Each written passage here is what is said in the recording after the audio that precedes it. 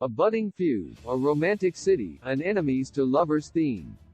These are classic ingredients for a romantic comedy that audiences love to love and sometimes hate. In Mark Steven Johnson's latest feature, L'amor trova una via, or Love Finds a Way, when a booking error forces two strangers to share a villa in the city of love, Verona, Italy. Love in the Villa adapts recognizable elements like most rom-coms, including two gorgeous leads, excellent chemistry, and an entertaining journey of love for an unlikely pair.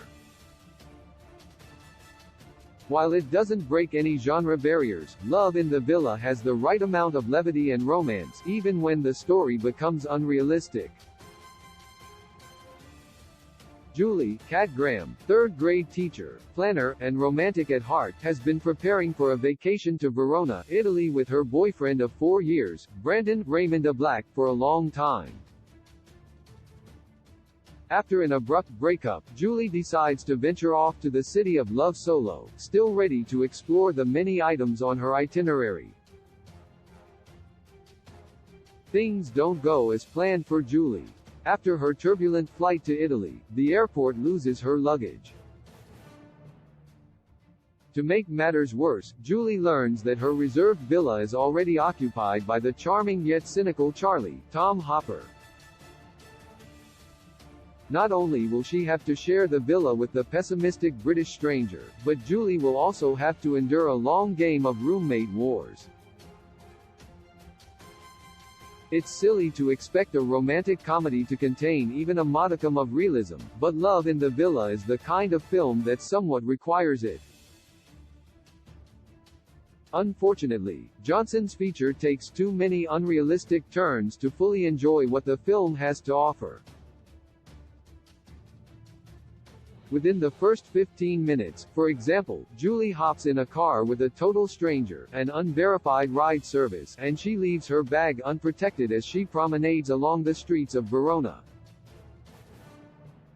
These aren't realistic experiences of a solo female traveler, which pinpoints one of the biggest inherent problems of the script. There's no accurate representation of a woman's perspective, and the story could have truly benefited from one. Unfortunately, realism isn't the only thing holding the film back from being a great entry into Netflix's rom-com catalog. The movie also suffers from relationship syndrome, in which a script doesn't define its character outside a relationship or provide them any sense of individuality.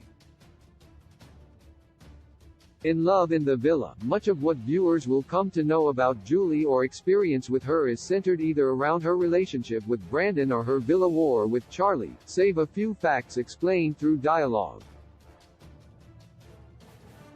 But for a character who spent ample time planning the perfect vacation to Verona, viewers don't actually get a chance to see her check off the items on her list in her solo adventures.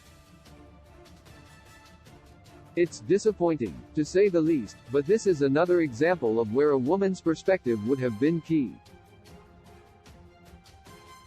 Despite these problems, there are plenty of positives throughout Love in the Villa that would still make it an enjoyable watching experience for viewers. Kat Graham, for one, is incredibly believable as the heartbroken woman desperate to make the most of a nightmare situation in one of the most romantic cities in the world. Though the script doesn't dive deep into her character, it gives Graham breathing room to perform with fiery grace and determination, and she does so beautifully. Graham's chemistry with Tom Hopper is magnificent as well. Together, they perform with magnetic appeal, even when their characters are at the peak of their quibbles. With all the right tropes and just enough cheesiness that a story like this deserves, Love in the Villa is a fun rom-com capable of entertaining and gifting its viewers with the perfect amount of romance. While it doesn't capitalize on showcasing the importance of individuality outside a relationship, it appropriately captures the fact that there's nothing wrong with being a hopeless romantic. Love in the Villa may be a silly rom-com at heart, but with Graham and Hopper's compelling chemistry, leaning into the ridiculousness and unrealistic moments is worth it for these two alone. Love in the Villa released on Netflix September 1st. The film is 114 minutes and rated TV 14 for language.